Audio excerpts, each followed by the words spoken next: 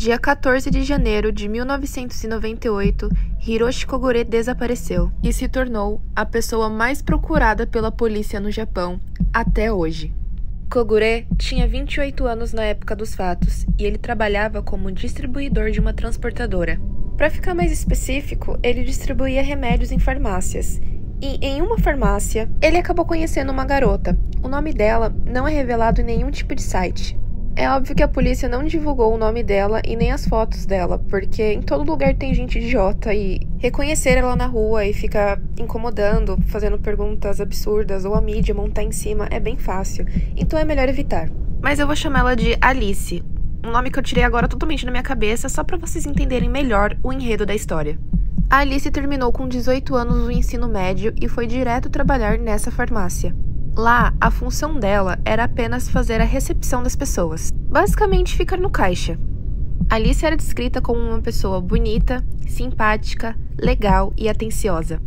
Ela morava com a sua mãe, Chizuko, e o seu pai, Takeo, ambos de 48 anos, e também com a avó, de 85 anos.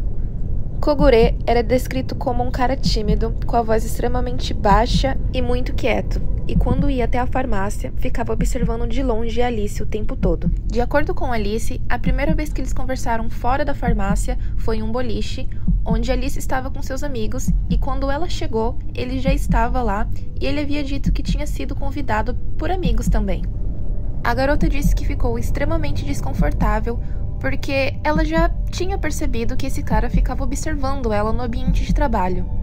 Em uma breve conversa, Kogure perguntou a Alice do que ela gostava. Ela respondeu que gostava de carros esportivos, e para surpresa dela, ele respondeu rapidamente que também gostava muito de carros. Bom, no outro dia, quando Alice foi para o trabalho, ela encontrou mais tarde com Kogure, que ele foi lá entregar os remédios, e ele disse para ela que tinha comprado, naquele dia mesmo, um carro esportivo e se ela queria dar uma olhada. Alice falou que achou aquele assunto, tudo aquilo muito esquisito, as atitudes dele eram bem estranhas, mas ficou por aquilo mesmo. A partir desse dia, Kogure ficava insistindo para ela sair com ele, para ir em almoço, para ir em restaurantes com ele, porque agora ele tinha carro e poderia levar ela para onde ela quisesse. Kogure não estava muito esperando por isso, mas todas as investidas foi recusada e Alice não estava muito se importando com o carro que ele tinha acabado de comprar. Kogure, inconformado com a situação, ele começou a perseguir a garota, começando pelo endereço da casa dela. Bom, naquela época, lá para os anos 90, talvez você não saiba o que é isso ou já tenha visto na casa de alguma avó, que são aquelas listas telefônicas com as páginas amarelas. Bom, nos anos 90, todo mundo tinha uma lista dessa, que tinha o telefone do que você quisesse, lá você encontrava o telefone. E foi lá que ele encontrou o endereço da casa dela e o telefone. A partir daí, ele começou a importunar ela por telefone e não só na farmácia. Ele ligava para ela diariamente perguntando se ela queria sair, se ela queria se divertir um pouco, se ela podia ir na casa dele ou se ele podia visitar ela. E também perguntando se eles poderiam ser amigos, se eles poderiam se conhecer melhor, essas coisas. Alice ficou extremamente assustada e o pior que quando não era ela que atendia o telefone, quando a avó, a mãe ou o pai atendia, ele simplesmente desligava o telefone. Um certo dia, Alice aceitou ter um encontro com ele, em um lugar público, é claro, e ela pensou que se aceitasse uma vez, ele pararia de encher o saco dela por um tempo ou simplesmente desapareceria. Mas esse foi o maior erro da vida da Alice, porque a obsessão que ele tinha por ela apenas aumentou.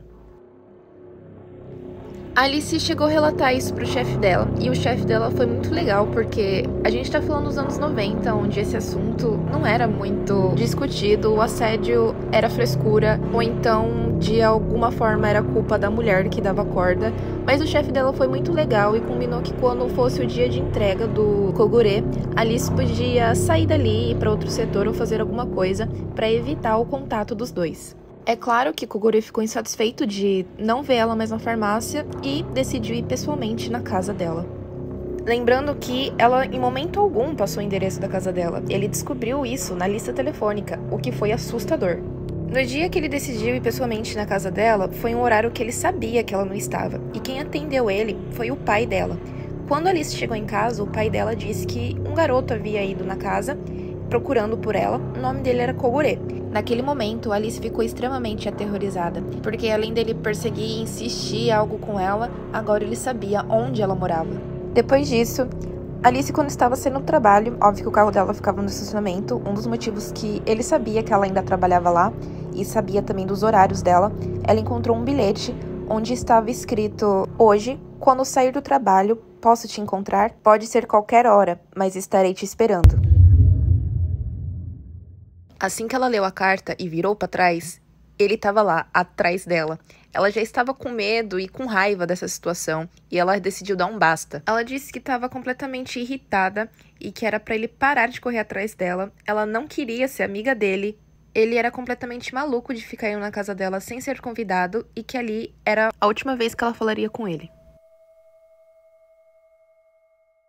Nos dias seguintes, Kogure pediu demissão da empresa onde ele trabalhava. Ele simplesmente colou uma folha no mural da empresa escrito "Parei", assinado Kogure. Essa história toda girou mais ou menos em 2 anos e Alice até entrou em um relacionamento onde o namorado dela deu um celular para ela, que na época não era normal, mas ele deu para, se caso acontecesse, ela poderia ligar para a polícia ou para ele pedir ajuda, alguma coisa assim. Bom, agora no dia do crime, dia 14 de janeiro de 98, na província de Guma, lá tem muito brasileiro falando nisso. Enfim, por volta das 7 da noite, Kogure conseguiu entrar na casa da Alice. Lembrando que aqui no Japão é normal as portas ficarem abertas, principalmente nos anos 90, por conta da segurança do país e tal. A primeira pessoa que Kogure encontrou foi a avó da Alice. Ela estava deitada, não se sabe ao certo se tirando um cochilo, sei lá, mas ela estava em um quarto de tatame, aqueles tapetes gigantes japoneses. Ela estava lá deitada. Ele tirou a vida dela a enforcando. Ele ficou escondido dentro da casa mesmo, até que ele percebeu que a Chizuko, mãe da garota, chegou e ela foi direto para a cozinha preparar o jantar. Então, Kogure invadiu a cozinha, pegou uma faca e tirou a vida da mãe da garota ali mesmo. Kogure ficou ali mesmo na casa esperando e por volta das 8 da noite foi a vez do pai chegar e assim que ele chegou, ele teve o mesmo fim que a esposa. Então, ele viu a esposa dele esfaqueada e não teve nem tempo de se defender. Kogure, então, escondeu o corpo da avó. Algumas fontes dizem que ele escondeu dentro do guarda-roupa e os corpos dos pais da Alice ele escondeu dentro da banheira. Enquanto ele esperava a Alice chegar, ele comeu toda a comida que a mãe dela estava preparando. Por volta das 9 horas da noite, finalmente a Alice chegou em casa. Ela estava segurando chocolates, presentes e um buquê de rosas, porque naquele dia era o aniversário da mãe dela de 48 anos. Nos primeiros segundos, Alice percebeu que o ambiente estava esquisito, a casa estava muito silenciosa, o que não era de costume, e logo que ela deu seus primeiros passos, ela ouviu a voz do Kogure falando com ela, e ele disse: "Está voltando para casa tarde, não é?"